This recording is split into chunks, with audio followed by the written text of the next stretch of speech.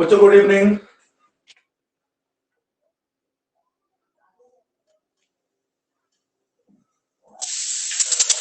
ध्यान देंगे, एक चैप्टर है आपका है, उसका नाम है कर्वेचर। कर्वेचर जो है उसको डिफाइन किया गया है कर्व का एच होना। एच का मतलब होता है कोई चीज मुड़ी हो, बेंड हो, टेढ़ी मेढ़ी हो, उसे एच कहते हैं। कहते नहीं हेडेक, तो बोलते हेडेक है लेकिन लिखते हेड एच है।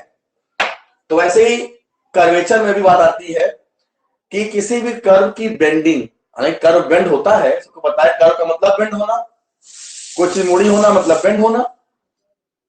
तो बेंडिंग, BENDING, सिंपल भाषा में अगर कहा जाए आपसे तो bending of curve is called curvature. लेकिन बेंडिंग जो होती है वो ज्यादा या कम हो सकती है। भाई कोई कर्व ज्यादा मुड़ा हो सकता है, कोई कर्व कम मुड़ा हो सकता है। आपसे कहा जाए कि कोई कर्व है, ऐसी ये कर्व है, ये कम मुड़ा हुआ है, एक कर्व है वो ज्यादा मुड़ा हुआ है। तो जितना ज्यादा मुड़ा होगा, ठीक है ना, उसकी उतनी ज्यादा बेंडिंग होगी। तो कर्वेचर और बेंडिंग एक ही चीज है कि कोई भी कर्व है जिसका मुड़ाव ज्यादा है तो कहेंगे उसका कर्वेचर ज्यादा है। अब ये कहां से लिया गया, यहाँ के लैटिन एक वर्ड है, उसका नाम है कप्पा है। तो कप्पा जो होता है उसी को कर्वेचर कहते हैं हम लोग। लैटिन में कर्वेचर कप्पा कहते हैं, बाकी ब्रिटिश में कर्वेचर कहते हैं इसको है। तो कप्पा होने के कारण कर्वेचर जो है उसका जो फर्स्ट लेटर है वो के है, तो उसका सिंबल के यूज किया गया, के फॉर कर्वेचर। तो bending of curve is called curvature. या अगर कोई कर्व है और उसके किसी पॉइंट को ले लिया जाए और उस पॉइंट के करस्पॉन्डिंग हम एक सेंटर देखें ढूंढें, अब वो सेंटर जो है अगर सी कह दिया जाए तो सी के रिस्पेक्ट में ये कर्व जो है ये कॉनकेव हो गया। अगर सी, अगर यहां पर आप खड़े हो जाओ इस पॉइंट पर सी पर, तो आपको दिखाई पड़ेगा ये कर्व इधर से कॉनकेव है, उधर से कॉन्वेक्स है, लेकिन इधर से क्या है, सी के रेफरेंस में क्या है, सी के रिस्पेक्ट में क्या है, वो कॉनकेव है। ऐसे आप यहां देखो, अगर सी यहां पर है और ये पॉइंट पी है, आप जब यहां से इसको मेजर करोगे तो हाँ ये भी कॉनकेव है। लेकिन कॉन्केविटी जो है वो कम ज्यादा है। जहां पर देखो ये कर्व कम कॉनकेव है, यहां पे ये कर्व ज्यादा कॉनकेव है। किसके रिस्पेक्ट में, सी के रिस्पेक्ट में। तो जो कर्वेचर है उसको अगर डिफाइन करना हो तो उसको कॉन्केविटी के हिसाब से भी डिफाइन कर सकते हैं कि कॉन्केविटी जो है किसी कर्व की किसी पॉइंट के रिस्पेक्ट में अगर कम या ज्यादा होगी तो कर्वेचर भी कम या ज्यादा होगा सी के रिस्पेक्ट में। अगर आपको यहां खड़ा कर दिया जाए, आ जाए इस पॉइंट को देखो या कर्व को देखो, तो आप कहोगे सर ये तो कम मुड़ा हुआ है, यहां से लेकिन सर ज्यादा मुड़ा हुआ है। तो यहाँ पे कॉन्केविटी कम है, यहाँ पे कॉन्केविटी ज्यादा होगी। या फिर हम कर्व के इस पॉइंट पर टेंजेंट खींचें, और टेंजेंट हमेशा क्या शो करती है, टेंजेंट शो करती है डायरेक्शन। किसी भी कर्व के किसी पॉइंट पर खींची गई टेंजेंट हमेशा उस कर्व के उस पॉइंट की डायरेक्शन, यानी कर्व की डायरेक्शन को शो करती है उस पॉइंट पर है। ठीक, तो अगर यहां पर ऐसे खींचे तो टेंजेंट का मतलब हो गया डायरेक्शन से, रोटेशन से। टेंजेंट का मतलब होता है रोटेशन होना किसी चीज में। आप खुद देखो, जो पहला वाला कर्व है इसमें रोटेशन कम हो रहा है, जबकि इसमें रोटेशन ज्यादा हो रहा है। अगर आपने कहा कि किसी पॉइंट ए से लेकर पी तक गए तो आर्क में क्या हुआ, आर्क में चेंज आया। आपने कहा ए से लेकर पी तक गए, ए से पी तक गए, पी पॉइंट तक, तो आपकी आर्क कितनी है, एस है। ऐसे पी से और क्यू जाओगे तो आर्क और चेंज होगी, पी क्यू से आर जाओगे तो आर्क और चेंज होगी। सिमिलर कर्व है, यही कर्व है, इसको ज्यादा मोड़ दिया गया। इसी कर्व को आपने ज्यादा मोड़ दिया, ए से पी, पी से क्यू, क्यू से आर एक्सेट्रा। तो आप देखो आर्क में चेंज होने से डायरेक्शन में चेंज हो रहा है ना। तो आर्क रेट किसकी रेट पड़ रही है, आर्क की, क्योंकि आप जानते हो कि एस में चेंज हो रहा है तो डायरेक्शन में चेंज आ रहा है, रोटेशन में चेंज आ रहा है। डायरेक्शन मतलब होता है रोटेशन, कुछ रोटेट कर रही है, ऐसे थी ऐसे हो गई, ऐसे हो गई, यहां पे ऐसे थी ऐसे हो गई, ऐसे हो गई, तो क्या हुआ, रोटेशन हुआ। रोटेशन कब हुआ, जब आपके एस में चेंज आया। तो एस में चेंज आने से आपकी डायरेक्शन में भी क्या हुआ, चेंज हुआ। आपके रोटेशन में भी क्या आया, चेंज आया। तो arc rate of rotation is called curvature, ये भी कहते हैं कि जब आर्क में चेंज हुआ तो रोटेशन भी हुआ। तो आर्क रेट ऑफ रोटेशन, यहां भी देखो, यहां से यहां तक गए, ए से लेकर पी तक आर्क में चेंज हुआ, तो रोटेशन फिर से आपका चेंज हुआ। पी से क्यू जाओगे तो कहेंगे डीएस चेंज हुआ। एस में क्या चेंज आया, डीएस चेंज आया पी से क्यू तक जाने में। तो जब एस में चेंज हुआ तो रोटेशन में भी चेंज होगा, कुछ एंगल चेंज होगा आपका। तो arc rate of rotation of tangent is called curvature. बहुत सारी परिभाषाएं हैं।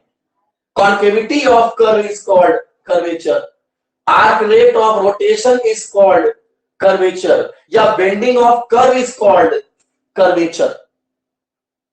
तो यहां पर कर्वेचर को डिफाइन करना अगर हो तो क्या बोलेंगे, arc rate of rotation, arc rate of rotation मतलब टेंजेंट से होता है, डायरेक्शन ऑफ टेंजेंट से होता है, direction of tangent. Arc rate of rotation, ठीक, ऑफ टेंजेंट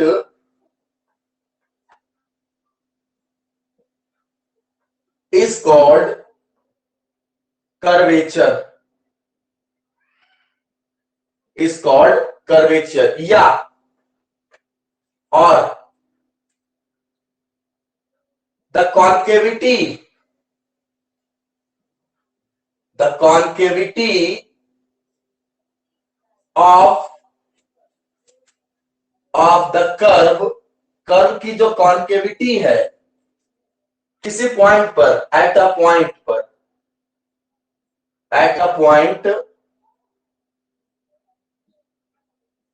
यहां से पॉइंट को पी बोल दिया, eight a point P with respect to point C, क्योंकि कॉन्केविटी हमेशा आप किसी पॉइंट के रिस्पेक्ट में देखोगे। The concavity of the curve at a point P with respect to point C is called curvature, is called curvature. या simple भाषा में कुछ बताना हो तो बोलोगे बेंडिंग ऑफ कर्व, हालांकि कर्व बेंड होता है लेकिन कम या ज्यादा की जब बात करेंगे तो उसकी बात है। और the bending of curve is called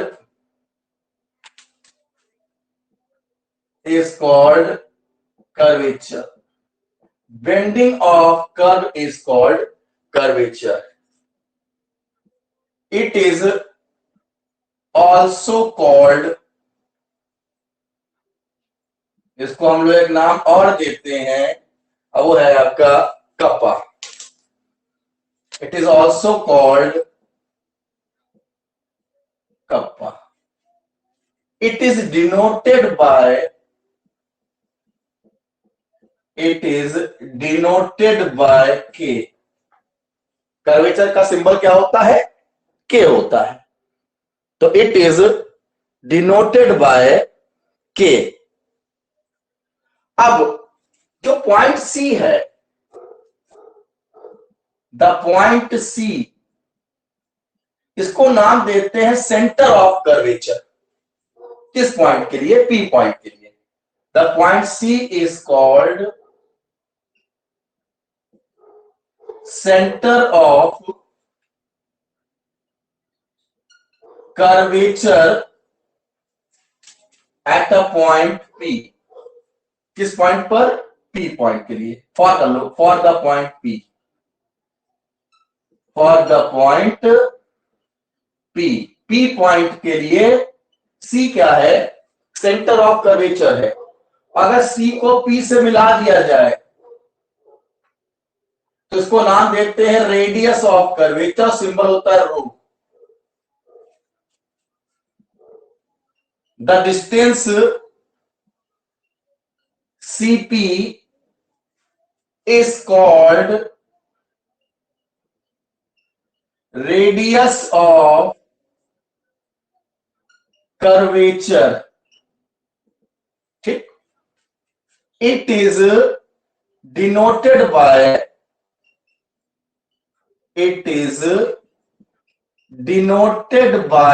रो। इसका सिंबल क्या होता है? रो होता है।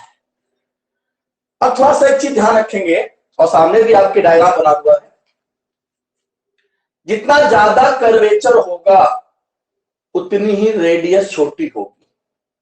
मतलब है, अगर कोई कर्व कम मुड़ा हुआ है, जाने ना, किसी कर्व की अगर बेंडिंग क्या है, वो कम है, कर्व कम मुड़ा है, तो उसका सेंटर जो होगा वो बहुत दूर पहुंच जाएगा। मतलब कर्वेचर कम है, कर्वेचर अगर कम है तो सेंटर दूर पहुंचेगा तो रेडियस बढ़ जाएगी। तो रेडियस ऑफ कर्वेचर और कर्वेचर ये दोनों एक दूसरे के रेसिप्रोकल होते हैं। आपने पढ़ा होगा फिजिक्स में, अगर कोई फ्लैट अगर आपके पास है, फ्लैट लेंस है या फ्लैट आपके पास मिरर है, तो उसका सेंटर कहां मिलता है? इंफिनिटी मिलता है। सेंटर ऑफ कर्वेचर कहां मिलता है? इंफिनिटी मिलता है। तो रेडियस क्या आती है? रेडियस इनफाइनाइट आती है। और अगर नहीं है, कॉनकेव या कॉन्वेक्स लेंस है, तो सेंटर कहीं ना कहीं जाके आपका मिल जाता है, आपको है। ठीक, तो अगर कर्व आपका जितना कम मुड़ा होगा, मतलब बेंडिंग जितनी कम होगी, जितना कर्वेचर कम होगा, सेंटर उतना दूर मिलेगा और रेडियस उतनी ही बढ़ जाएगी। और जितना ज्यादा मुड़ा होगा, सेंटर उतना ही पास होगा, रेडियस उतनी ही और कम हो जाएगी। तो दोनों एक दूसरे के उल्टे हैं, मतलब व्युत्क्रम है, रेसिप्रोकल्स एक दूसरे के हैं। ठीक, तो क्या बोलते हुए, ये कहते हुए कि the radius of curvature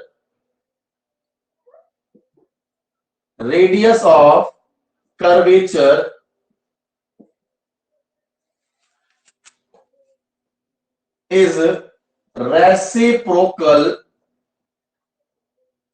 to the curvature.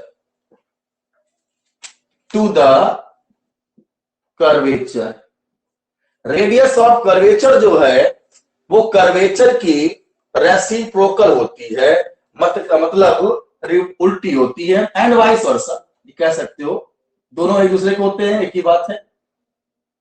And vice versa मतलब K इक्वल टू 1/रो या रो इक्वल टू 1/K, बात तो एक ही हुई ना। तो रो इक्वल टू 1/K। तो रेडियस ऑफ कर्वेचर और कर्वेचर एक दूसरे के रेसिप्रोकल्स होते हैं, यानी उल्टे होते हैं। ठीक, दूसरी बात, एक ही ऐसा कर्व है जिसके हर पॉइंट का कर्वेचर एक होगा, उसका नाम है सर्किल। सर्कल जो है उसके हर पॉइंट के करस्पॉन्डिंग सेंटर एक ही मिलता है। आप चाहे सर्किल पे कोई पॉइंट ले लें, करस्पॉन्डिंग सेंटर एक ही मिलेगा। और सेंटर जब एक ही मिलेगा तो इसका मतलब हर पॉइंट का कर्वेचर क्या होगा? हर पॉइंट का कर्वेचर सेम होगा। तो सर्किल एक ऐसा कंडीशन है, एक ऐसा कर्व, एक ऐसा केस है जिसमें हर पॉइंट का कर्वेचर एक होता है। आप इसके जस्ट बगल पहुंच जाओगे तब भी उस पॉइंट पे बेंडिंग क्या रहेगी? वही रहेगी जो इस पॉइंट की बेंडिंग है। लेकिन अदर कर्व में ऐसा नहीं होता है, ऐसा कहा जाए एलिप्स कह दिया जाए, तो इसमें क्या हो गया भाई? यहां की देखा जाए तो अलग बेंडिंग है, यहाँ की बेंडिंग अलग है। तो इस यहां की देखा जाए तो यहां का कोई पॉइंट लोगे तो उसका कर्वेचर कुछ और आएगा और यहां का कर्वेचर कुछ और आएगा। तो ज्यादा बेंड है, कम बेंड है, तो उसका मतलब क्या होगा कि अदर कर्व में क्या होता है? अलग अलग पॉइंटों का कर्वेचर अलग अलग होता है। और अलग अलग पॉइंटों का कर्वेचर अलग होता है, सिंपल सी बात है, रेडियस भी अलग होगी, सेंटर भी सबका अलग अलग मिलेगा। और इसका सेंटर क्या मिलेगा? सबका एक ही मिलेगा, एक ही सेंटर मिलता है इसका सर्किल का। अगर कोई कर्व दे रखा है आपको, मुझे कर्व से मतलब नहीं है, अगर कोई कर्व दे रखा अगर आपको है, या आपका कर्व अगर है और कर्व के किसी पॉइंट P को ले लिया जाए,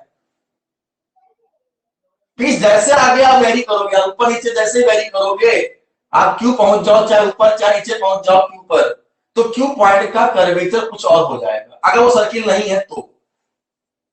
अगर ये आर्क, ये जो आर्क है सर्कल की नहीं है, किसी कर्व की आर्क है, भाई बहुत सारे कर्व है दुनिया में, एक खाली सर्किल है और खाली पैराबोला खाली इलिप्स ही है, बहुत सारे कर्व्स हैं।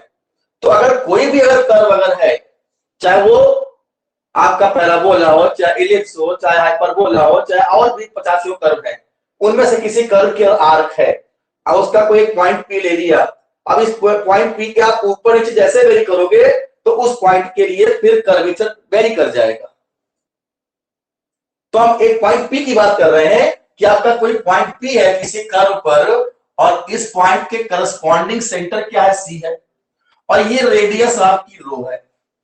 अगर हम इतनी रेडियस लेकर अगर एक सर्किल ड्रॉ करें, एक सर्किल ड्रॉ करें, ठीक, तो जो सर्किल आप ड्रॉ करोगे, अब सर्किल खींचना एकदम से बिल्कुल नापना जो अपना अलग चीज है, लेकिन आप एक रफली समझ सकते हो कि अगर एक सर्किल खींच दिया जाए इसी पॉइंट से होता हुआ, पी पॉइंट से होता हुआ, है ना, और जिसका सेंटर क्या हो जाए, जिसका सेंटर आपका क्या हो, सी हो, तो पहले हम सर्किल ड्रॉ कर लें, उसके बाद हम सी खींच लेंगे, नहीं तो फिर सर्किल नहीं खींच पाएगा।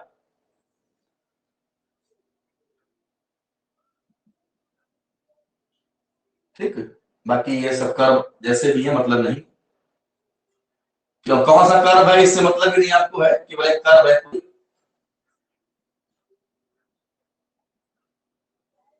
तो ये आपका एक रफली एक सर्किल खींच दिया हमने, अच्छा बुरा जो खींचा है आपके सामने है, कोई सर्किल एक खींचता है, तो आप समझ जाओ भाई सर्किल एक है, एक सर्किल एक जो है आपने सर्किल ड्रॉ किया है, और इस सर्किल के लिए, ठीक, या तो कोई कर्व रहा था, दिस इज एनी कर्व, ये कर्व क्या है अभी किसी पता नहीं, आपको पता हमको पता है, लेकिन हाँ उस कर्व का एक पॉइंट पी है, और ये उसका हो गया सेंटर हो गया पी पॉइंट के लिए, आपने सीपी को मिलाया, और सीपी जो मिलाया आपने, तो ये आपकी रेडियस ऑफ कर्वेचर हुई। इस रेडियस ऑफ कर्वेचर को रेडियस मानते हुए, सी को सेंटर मानते हुए, आपने जो क्या खींचा, एक सर्किल ड्रॉ किया, you draw circle, this circle name is called circle of curvature कहते हैं। ये कर्व नहीं है, ये कर्व कोई कर्व है, उसका पॉइंट है पी, लेकिन ये जो सर्किल ड्रॉ कर रहे हो इस कॉल्ड सर्किल ऑफ कर्वेचर। हाँ अगर आप पॉइंट यहां पे सक जाओगे, सेंटर वेरी कर जाएगा और रेडियस ऑफ कर्वेचर वेरी कर जाएगा, again draw a new circle, तो ये जो सर्किल आपका है इसको नाम देंगे सर्किल ऑफ कर्वेचर कहते हैं। तो क्या बोलते हुए, taking C as a centre, C को सेंटर मानते हुए, जो सेंटर ऑफ कर्वेचर है उसको आप सी मानेंगे, लिखा ही मैंने आपको होगा कि C is called centre of curvature, तो taking C as a centre, हाँ हाँ बेटा, पॉइंट सी क्या किसी भी डायरेक्शन में ले सकते हैं? पॉइंट सी की point P, point C, point C तो हमेशा इधर क्यों होगा, जिधर क्यों कर्व कॉन्केव रहेगा उधर ही होगा ना, हमने पॉइंट सी के रिस्पेक्ट में डिफाइन, हाँ हमने पॉइंट सी के रिस्पेक्ट में डिफाइन किया कॉन्केविटी, उधर से कॉन्वेक्स होगा ना, अगर पॉइंट सी इधर लोगे तो उस पॉइंट सी के रिस्पेक्ट में फिर कॉन्वेक्स हो जाएगा ना कर्व आपका। नहीं किसी भी एंगल पर ले सकते हैं।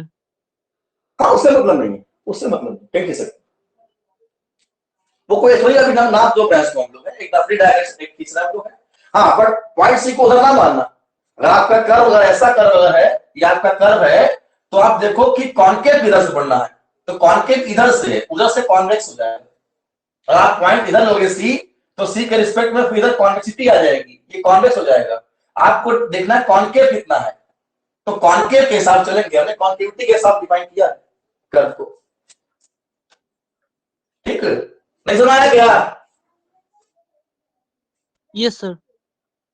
ठीक, तो taking C as a centre and Cp equal to rho as the radius and draw a circle this circle is called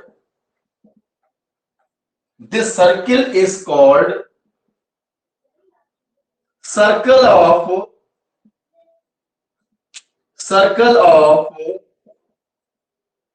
curvature कहते हैं. Taking C as a center and CP equal to rho as the radius and draw a circle. This circle is called circle of curvature. Is called circle of curvature. ये कुछ मुख्य परिभाषाएं थी. थोड़ा सा आप लोग मैथ्स के स्टूडेंट हो, आप लोग जानते हो कि कर्व की इक्वेशन जो होती है वो डिफरेंट फॉर्म में होती है. जैसे अगर कर्व की इक्वेशन एक्स और वाई में है तो उस कर्व को आप कार्टेशियन कर्व कहते हो, है ना. कार्टेशियन मतलब कि अगर कर्व की समीकरण किसमें आ जाए, एक्स और वाई के टर्म में आए, तो उसको आप लोग कार्टेशियन कर्व कहते हैं, है ना. अगर कर्व की इक्वेशन किसमें आ जाए, एस और साई के फॉर्म में आ जाए. अब एस साई का मतलब क्या होता है कि भाई अगर आपका एक कर्व है और कर्व का कोई जनरल पॉइंट ले लिया आपने पी, है ना, और इस पी पॉइंट पर आपने खींची टेंजेंट, है ना, तो ये टेंजेंट हॉरिजॉन्टल से कुछ एंगल बनाएगी और वो एंगल होता है साई मान लेते हैं हम लोग. और आपने कहीं से तो कर्व की स्टार्टिंग की होगी ना, कर्व की स्टार्टिंग किसी पॉइंट से की होगी ना आपने. अगर वो पॉइंट ए है तो ए से लेकर पी तक गए तो हम मानते हो कि भाई आर्क कितनी है, आर्क एस है. कौन सी आर्क, आर्क एपी कितनी है, एस है. चाप, हिंदी में चाप कहते हैं, तो चाप एपी कितना हो गया, एस हो गया. और पी पॉइंट पर खींची गई टेन झुकाव कितना है, साई है. तो पी पॉइंट के कोऑर्डिनेट्स आपके एस और साई हो जाएंगे. क्यों, आप पॉइंट पी से क्यों जाओगे और यहां पर टेन खींचोगे तो उसका झुकाव चेंज हो जाएगा ना. फिर तो वो झुकाव आपका जो होगा हॉरिजॉन्टल से वो वेरी कर जाएगा, आर्क भी आपकी वेरी कर जाएगी. तो आपके मेन वेरिएबल कौन हो गया, आपको एस और साई हो गए. तो फिर आपका जो समीकरण है लोकस है, लोकस मतलब बिंदु पथ, है ना. इस बिंदु का पथ यानी लोकस या इक्वेशन वो किस में आएगी, इन टर्म्स ऑफ एस और साई में आएगी. और जब किसी कर्व की इक्वेशन एस और साई में आती है तो उसको नाम देते हैं कौन सी इक्वेशन, इंट्रिंसिक इक्वेशन कहते हैं. INTRINSIC इंट्रिंसिक इक्वेशन कहते हैं, या इसको आप लोग नेचुरल इक्वेशन भी कहते हैं. नेचुरल मतलब प्राकृतिक समीकरण कहते हैं इसको हम लोग, नेचुरल इक्वेशन.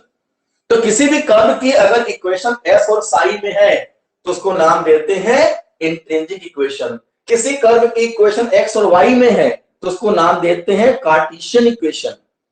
किसी कर्व की इक्वेशन आर और थीटा में है तो उसको नाम देते हैं पोलर इक्वेशन. किसी कर्व की इक्वेशन अगर पी और आर में है तो उसको नाम देते हैं पेडल इक्वेशन. पीछे पढ़ चुके हम लोग, टेंजेंट पढ़ा था, टेंजेंट नॉर्मल, वहां पे पेडल फॉर्म पढ़ी थी हम लोगों ने. तो अब आपके अगर डिफरेंट टाइप के कर्व्स होंगे तो फिर कर्वेचर और रेडियस ऑफ कर्वेचर के फॉर्मूले भी डिफरेंट टाइप के होंगे, फिर अलग अलग होंगे कर्वों के लिए. ठीक है. एक और बात, कर्वेचर एक प्रकार का नेचर है, लेकिन आगे लगा हुआ एचर, एक नेचर.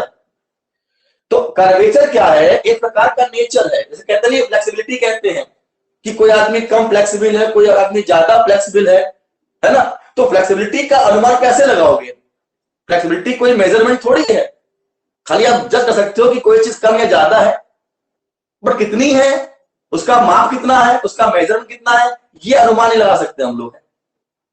तो ऐसे कर्वेचर भी आपके पास एक ऐसा आपके पास एक पॉइंट है, एक ऐसा आपके पास एक वर्ड है, एक आपके पास एक ऐसा कहते नहीं है नेचर है किसी कर्व का कि आप खाली देख सकते हैं कि कर्व कम मुड़ा हुआ है या ज्यादा मुड़ा हुआ है, लेकिन उसका कोई मेजरमेंट नहीं है. मेजरमेंट है रेडियस का, रेडियस ऑफ कर्वेचर का. तो क्या आपको पता है कि रेडियस एक लेंथ होती है, डिस्टेंस होती है, उसी डिस्टेंस का आप रेसिप्रोकल कर दोगे जब आप, तो आपको आपका कर्वेचर मिल जाएगा. तो रो जो है आपको यही निकालना पड़ेगा. रो की सहायता से आप ये निकाल सकते हो कि आपको दिखाई पड़ेगा कि सेंटर कहां मिल रहा है. उस सेंटर को अगर आप पॉइंट तक मिला दोगे तो आपको मिल जाएगी रेडियस ऑफ कर्वेचर, और रेडियस ऑफ कर्वेचर से निकाल सकते हैं कर्वेचर. तो कर्वेचर क्या है, कर्वेचर आपका केवल नेचर है कर्व का. हाउ मच कितना है ये हम लोग कर्व को देख के लगा सकते हैं, अनुमान है. खाली ये देख सकते हैं कि कर्व ज्यादा मुड़ा है या कम मुड़ा है। और कम और ज्यादा का मतलब कोई मेजरमेंट है नहीं। हम कहते हैं मेरे पास ये चीज कम है, तो कम मतलब कितनी है, या ज्यादा है कितनी ज्यादा है। तो जहां पे कितना वर्ड आता है, हाउ मच, तो वहां पे मेजरमेंट भी आता है कि मेरे पास ये 10 मार्कर हैं, तो 10 मतलब 10 हो गए। मेरे पास 1 मार्कर है तो 1 मतलब 1 हो गया, कम या ज्यादा। हम कहते हैं मेरे पास कम मार्कर है, तो कितने मार्कर आपके पास है, कम मतलब कितने हैं, 0 है क्या आपके पास। मेरे पास ज्यादा मार्कर है, कितने, 100 मार्कर आपके पास क्या। तो जहां पे आती बात मेजरमेंट की, तो कर्वेचर को आप मेजर नहीं कर सकते हो। You can measure the distance, radius of curvature. ठीक है। अब डिफरेंट टाइप के कर्व्स होंगे आपके, और उनके फॉर्मूले भी डिफरेंट टाइप के होंगे। आगे पहले कहीं प्रूव आते थे, अब प्रूव वगैरह नहीं आते हैं, अब केवल क्वेश्चन बेस्ड मामला होता है। ठीक। तो पहला आपका जो सबसे पहला कर्व है वो है आपका इंट्रिंसिक कर्व के लिए बात करेंगे। तो कुछ फॉर्मूले देखते हैं हम लोग हैं कि जब कर्व इंट्रिंसिक फॉर्म में आए,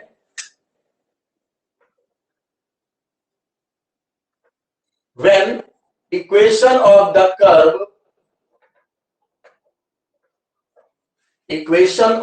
curve is intrinsic, INTRINSIC, intrinsic मतलब नेचुरल इक्वेशन कह सकते हो। नेचुरल इक्वेशन मतलब दैट इज एस जो है वो साइन का फंक्शन हो।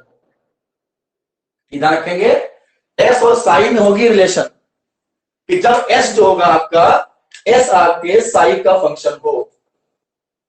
द रेडियस ऑफ कर्वेचर जो होगा बच्चों, रेडियस ऑफ कर्वेचर, इसका सिंबल होता है रो, और रो होता है, बहुत सिंपल सा फॉर्मूला है, ds अपॉन डी साइन। ठीक है। और जब कर्वेचर निकालेंगे, कर्वेचर, तो कर्वेचर जो होगा आपका ये होगा उल्टा, यानी 1 अपॉन रो, यानी k equal to D sine by ds। तो ध्यान रखेंगे, हम रो को निकाल के उसका उल्टा करेंगे। ठीक है। रो को निकाल के उसका रेसिप्रोकल कर देंगे तो आपका कर्वेचर आ जाएगा। तो स्टार्टिंग में 2 फॉर्मूले पढ़ेंगे कि कर्व आपका इंट्रिंसिक फॉर्म में हो और कर्व आपका कार्टेशियन फॉर्म में हो। When equation of the curve is Cartesian, और कार्टेशियन का मतलब होता है कि आपकी इक्वेशन y और x में हो, यानी दैट इज y किसका फंक्शन हो, x का फंक्शन हो। तो रेडियस ऑफ कर्वेचर जो आपका बेसिक फॉर्मूला है, रेडियस ऑफ कर्वेचर, ये रो बराबर होता है 1 plus dy by dx the square the whole power 3/2 upon d2y by dx square. तो ये फॉर्मूले हैं, प्रूविंग खैर नहीं आती, इसलिए थोड़ा सा जो है इस पर टाइम काम नहीं करना है। तो ये 2 फॉर्मूले भी आपको याद रखने हैं, और बहुत सिंपल से हैं, डायरेक्ट फॉर्मूले बेस्ड क्वेश्चन भी होंगे। ठीक है। और थोड़ा सा घुमाऊ क्वेश्चन भी होंगे, जिसमें आपको लैंग्वेज रखी होगी, उस लैंग्वेज से आपको क्वेश्चन सॉल्व करने होंगे। तो जैसा आपका एक क्वेश्चन है जो कि आपका इंट्रिंसिक फॉर्म में है, आप एक एक्सरसाइज क्वेश्चन ले लेते हैं हमें।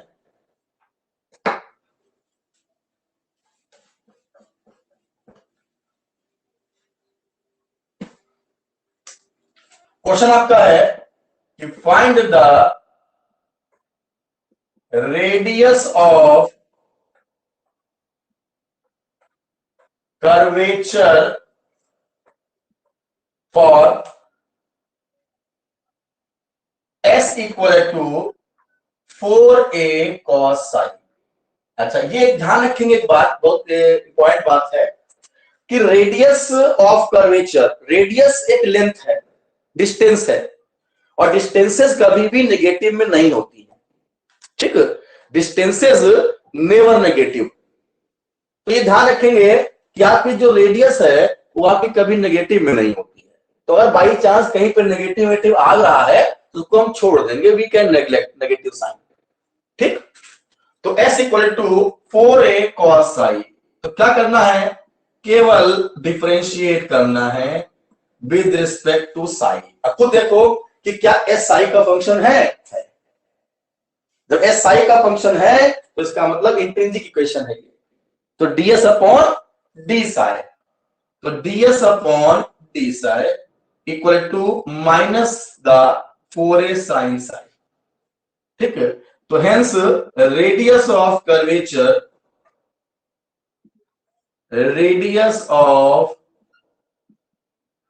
Curvature rho equal to ds upon D. चलो मॉड लगा दिया करें। मॉड का मतलब ये होता है कि आप केवल न्यूमेरिकली बात करते हैं, ठीक है, और कोई मतलब नहीं आपको है, साइन से मतलब नहीं होता है क्योंकि लेंथ है नेवर नेगेटिव। तो आप क्या आ जाएगी 4a sin साई। हम थोड़ा सा इसमें प्रयास और कर सकते हैं, साइन साई को under root 1 minus cos square psi लिख सकते हैं।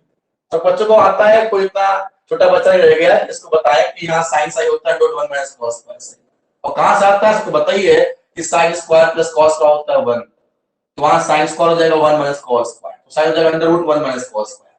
और इक्वेशन नंबर 1 से कॉस साई की वैल्यू क्या आ जाएगी, s अपॉन 4a। तो यहां से आप इक्वेशन नंबर 1 से कॉस साई रखते हैं s अपॉन 4a, तो s square upon 16a square हो जाएगा यूजिंग इक्वेशन नंबर 1। और जब आप एलसीएम लोगे तो अंडर रूट में 16a square minus s square, और 16 स्क्वायर का रूट आएगा बाहर 4a, और 4a कैंसिल हो गया, तो रो आ गया under root 16a square minus s square. उसकी जो भी यूनिट हो, क्योंकि उसने कुछ दिया नहीं है तो उसके केवल हम छोड़ देते हैं, क्योंकि फिजिक्स पढ़ रहे हैं, मैथ पढ़ रहे हैं, तो मैथ्स में ये नहीं कि आप उसकी लिखने बैठ जाएं, क्या लिखने बैठ जाएं, यूनिट लिख जाए, व्हाट इज द यूनिट, है ना। फिजिक्स में करते हैं कोई क्वेश्चन लिख देते हैं बगल में यूनिट्स लिख देते हैं, ठीक है। तो rho equal to under 16a square minus s square, इस टाइप से। बहुत सिंपल क्वेश्चन है, बस केवल आपको डिफरेंशिएट करना आना चाहिए, और सिंप्लीफिकेशन ये थोड़ा जरूरी है। पॉइंट चैप्टर है, बहुत पूछा आता है, आपके कंडीशन वाला पूछा आता है, इसको काफी 120 क्वेश्चन आते हैं। एक बड़ा इंपॉर्टेंट क्वेश्चन है जो कि पूछ सकते हैं, और पूछा गया भी खूब है, आने के चांस भी है, आएगा तो। क्वेश्चन है s equal to a log cot pi by 4 minus psi by 2 plus का a sine psi into sec square psi. s equal to a log cot pi by 4 minus psi by 2 plus a sine psi into sec square psi. ठीक, अब देखिए आप यहां पर कि भाई लंबी चौड़ी सी इक्वेशन है, तो थोड़ा सा हम इसको अपने तरीके से मोड करके थोड़ा सा तब बात करेंगे। अच्छा क्वेश्चन है, ये अच्छा क्वेश्चन है, पूछा आता है। दो कॉट तो खैर कॉट ही रहने दो, कोई समस्या नहीं, कॉट से हम लोग को है। थोड़ा सा यहां पर एक वर्कआउट कर लिया जाए। हम सेक स्क्वायर को, एक सेक को तो हम एक सेक रहने दें, एक सेक को हम 1 अपॉन कॉस कर सकते हैं, क्या कोई समस्या, कोई समस्या नहीं। भाई सेक स्क्वायर है, दो बार सेक आएगा, सेक इंटू सेक, तो जो एक सेक होगा वो 1 अपॉन कॉस कर दिया, एक सेक को हमने सेक ही रखा। ठीक, अब ये साइन अपॉन कॉस हो गया, tan, क्योंकि tan का सेक से अच्छा संबंध है ना, tan का सेक से, कॉट का कॉसेक से, साइन का कॉस से। लेकिन अब साइन का सेक से कोई अच्छा संबंध नहीं है, मतलब कोई रिलेशन नहीं के बीच बनती है, tan की बनती है सेक से रिलेशन। तो s equal to a log cot pi by 4 minus psi by 2, और ये हो जाएगा a sine upon cos tan into sec sine. अब ये आपकी इक्वेशन तैयार हो गई। ठीक, क्या करें, इसको आप डिफरेंशिएट, क्योंकि करना तो वही आपको है, differentiating with respect to psi, क्योंकि साई का ही फंक्शन चल रहा है राइट हैंड साइड। ठीक है, साई के रिस्पेक्ट में जब डिफरेंशिएट करेंगे तो ds अपॉन डी साइन। अब हर बच्चे को करना आता है इसलिए डायरेक्ट बोलेंगे। देखो लॉग का होता है 1 अपॉन, अब जो भी 1 अपॉन में आएगा कॉट है तो कॉट ही आएगा, cot pi by 4 minus sine by, है ना। लॉग का हो गया 1 अपॉन, फिर कॉट का होता है माइनस कॉसेक स्क्वायर। अब जो भी एंगल चल रहा है pi by 4 minus psi by 2, उसके बाद किसका होगा पाई बाई 4 माइनस साई बाई 2 का होगा। तो पाई बाई 4 का 0 और साई बाई 2 का साई के रिस्पेक्ट में हो गया माइनस का 1 बाई 2। बहुत सिंपल है ना। लॉग का 1 अपॉन होता है, कॉट का माइनस कॉसेक स्क्वायर, फिर एंगल का माइनस का 1 बाई 2। बहुत सिंपल, ठीक है। अब उसके बाद आती बारी इसकी, बाई पार्ट करोगे ना, इसका इसका प्लस। अब ये फर्स्ट सेकेंड होगा, tan का होगा सेक स्क्वायर। अच्छा ऑलरेडी एक सेक था पहले से, सेक क्यूब हो गया, है ना। tan का डिफरेंशिएशन सेक स्क्वायर, इसको छोड़ेंगे तो सेक क्यूब हो जाएगा। फिर tan को छोड़ेंगे, सेक का क्या होता है, सेक का होता है सेक इंटू tan, तो tan था पहले से तो tan स्क्वायर इंटू सेक हो गया। बहुत सिंपल, कुछ नहीं। ये माइनस माइनस हो गया प्लस। अच्छा ये 2 कहां पर है, अपॉन में है ना, यहां पे ले आओ उसको, तो a अपॉन 2। अच्छा कॉट को बोल सकते हो कॉस अपॉन साइन। भाई कॉस क्या होता है, कॉस होता है, कॉट होता क्या होता है, कॉट होता है cos upon sine.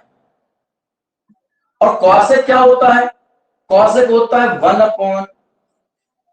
1 upon sine.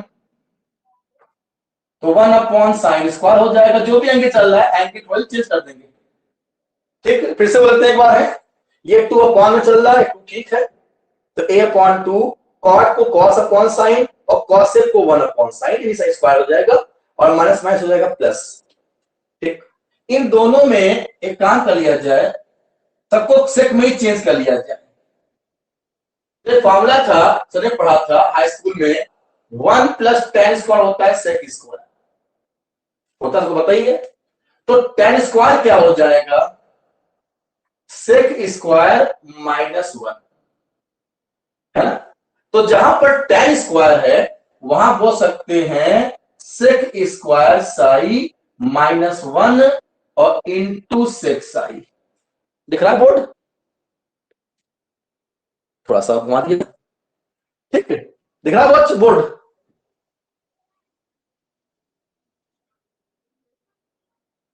Yes sir, बच्चों दिख रहा है बोर्ड, यस सर दिख रहा है। ठीक। तो देखो tan स्क्वायर क्या बोल सकते हो, सेक स्क्वायर माइनस का 1, तो सेक स्क्वायर माइनस का 1 इंटू बाहर चला सेक साइन। अच्छा देखो एक साइन से एक साइन हो गया कैंसिल आउट, क्या बचा 1 अपॉन 2, साइन को चाहे पहले बोल दें, sine pi by 4 minus psi by 2 into cos pi by 4 minus psi by 2, ठीक, प्लस ये वाला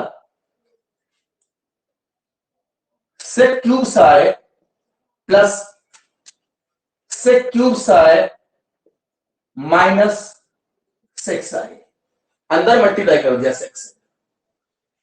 एक फॉर्मूला था 2 साइन ए इंटू कॉस ए, तो 2 साइन ए इंटू कॉस होता है साइन 2 इंटू ए, साइन 2a, ठीक है। भाई खुद देखें आप कि ये लिखा हुआ है 2 sine A into cos A का फॉर्मूला। अब ए के स्थान पे कौन है, pi by 4 minus psi by 2, क्या हो जाएगा साइन 2a, ए मतलब pi by 4 minus psi by 2, और यहां पर देखो sec cube into sec cube हो गया 2 सेक क्यूब, तो 2a सेक क्यूब और माइनस का a सेक साई।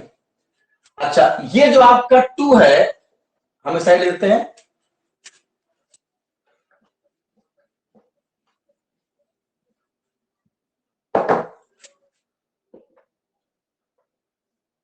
ये जो 2 है तो एंगल में ही,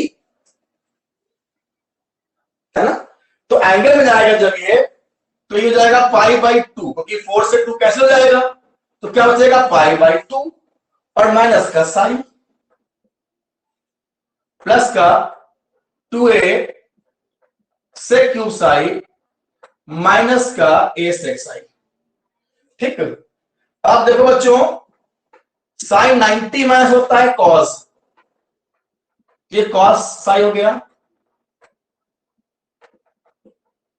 और 1 अपॉन कॉस क्या होता है सेक, 1 अपॉन कॉस होता है सेक। तो ये सेक आपस में प्लस माइनस थे, दीज आर कैंसिल आउट। तो रेडियस ऑफ ये ds बाई डी साई क्या होता है, ये आपका रो होता है। तो रो कितना आ गया, रो आ गया 2a sec cube psi, 2a sec cube Sai.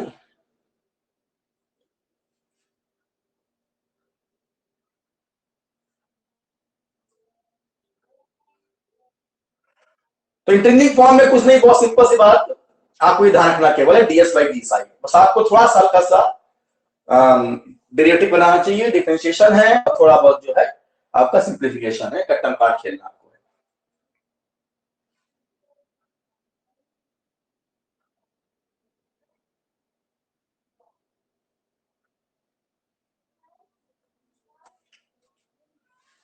Cartesian form में एक क्वेश्चन किया जाए, एक्स और वाई के टर्म में question,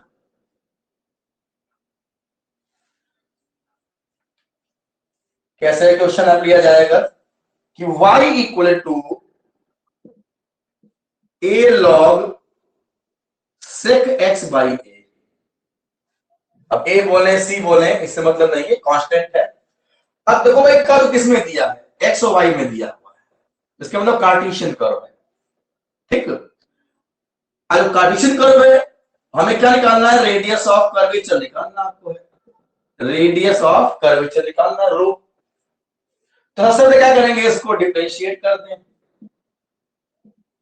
differentiating with respect to x, तो dy बाई dx। अब लॉग का ऑब्वियस है 1 अपॉन होगा, सेक का होता है sec into tan, x by ए का 1 बाई ए, तो a से a कैंसिल आउट, सेक से सेक कैंसिल आउट, तो आपका dy बाई dx आ गया tan x बाई ए। इसको अगेन कर दें डिफरेंशिएट, अगेन अगेन का मतलब हो गया d2y by D X square, tan का हो जाएगा सेक स्क्वायर, और x बाई ए का 1 by A, this is your d2y by D X square आ गया, tan का सेक स्क्वायर और x बाई ए का 1 बाई ए। ठीक, अब कार्टेशियन फॉर्म में रेडियस ऑफ कर्वेचर का फॉर्मूला,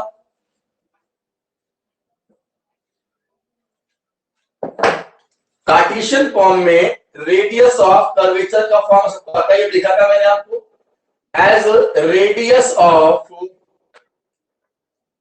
कर्वेचर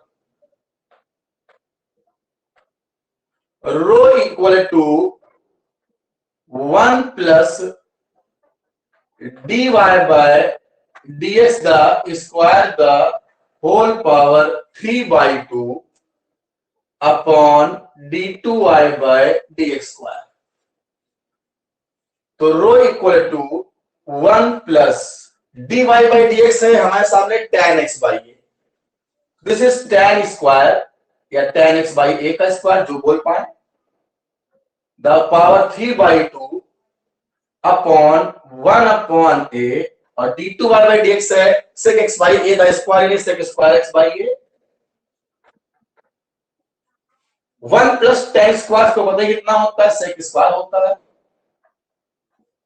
कि पावर 3 बाई 2, और ये भाई 1 अपॉन ए ऊपर जाए घूम के, और डिनोमिनेटर में चल रहा है sec क्यूब। ठीक है, sec क्यूब x बाई है भाई, 1 प्लस tan स्क्वायर क्या होता है, sec स्क्वायर होता है ना, sec स्क्वायर बोल दिया, और ये आपका d2 है d2 है, ठीक है ना, 1 अपॉन है sec स्क्वायर।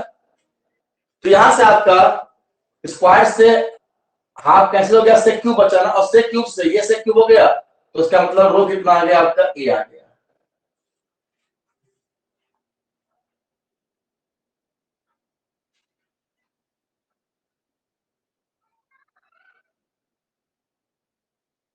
कुछ बच रहा क्या?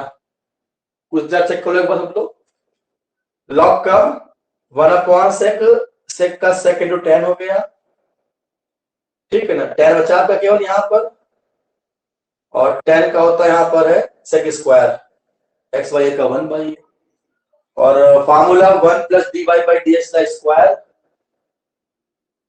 ठीक है। तो 1 plus tan square x by a upon d to by D x to 1 upon a sec square x by a. Log से चल रहा है, लॉग से चल रहा है, ये आपका ऊपर चला गया। 1 प्लस tan स्क्वायर होता है sec स्क्वायर, sec स्क्वायर से कितना, अरे ये यहाँ क्यों लिख गया, मैम कहें छूट क्यों रहा मेरा, सर्किल तो है नहीं। तो a sec x बाई ए बचेगा, ठीक भाई। ये आपका sec स्क्वायर से आपका हाफ कैंसिल हो गया, क्यों बचा, क्यों से स्क्वायर नहीं sec बचा। तो ये रेडियस ऑफ कर्वेचर है इसका।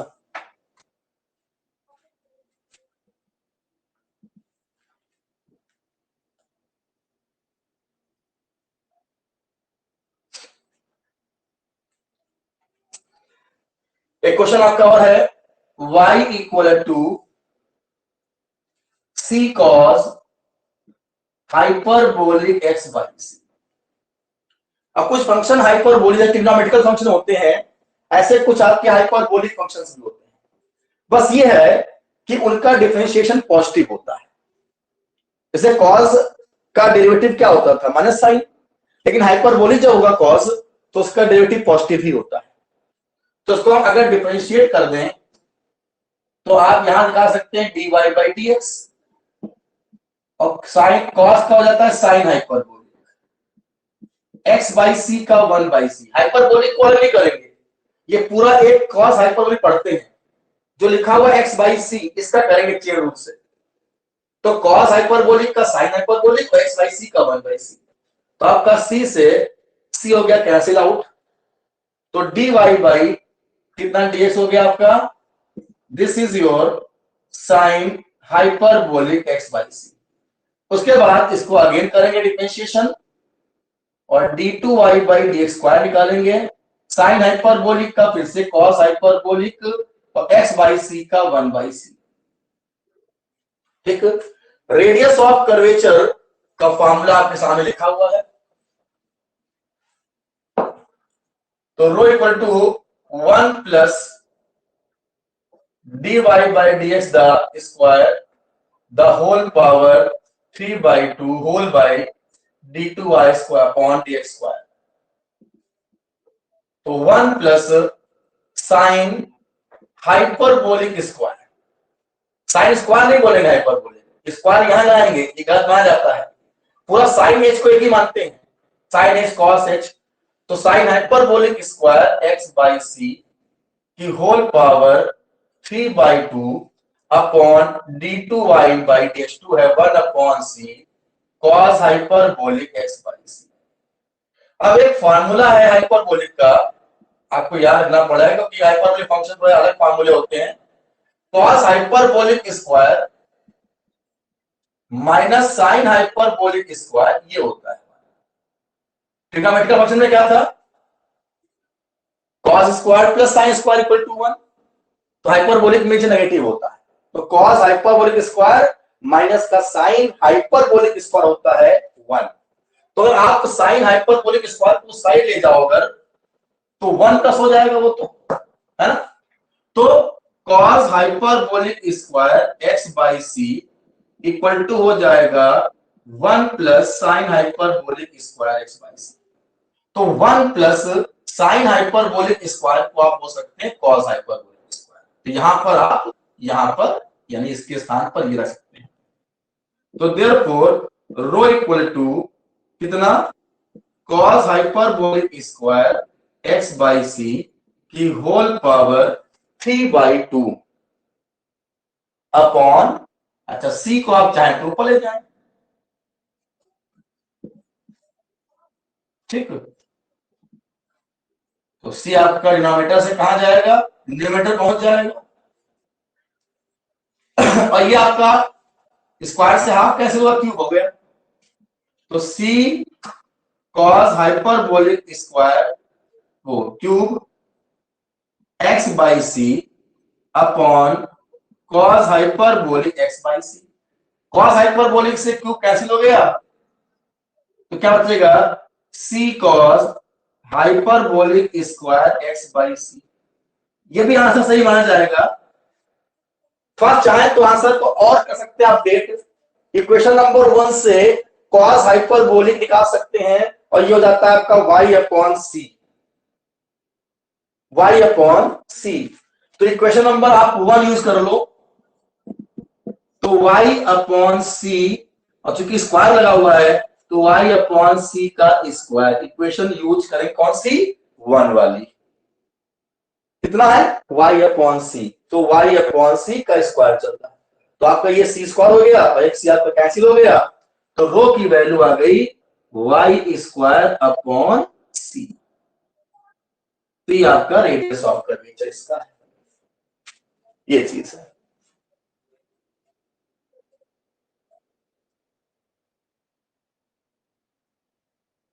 ठीक है, तो इतना रखेंगे आज, बाकी आप लोग थोड़ा सा क्वेश्चन नंबर 1 और 2 लगाएंगे।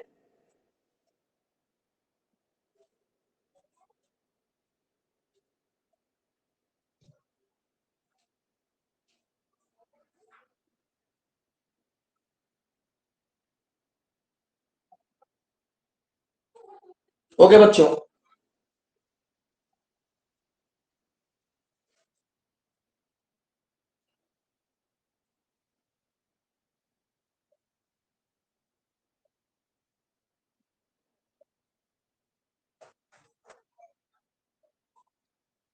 Yes, sir. Good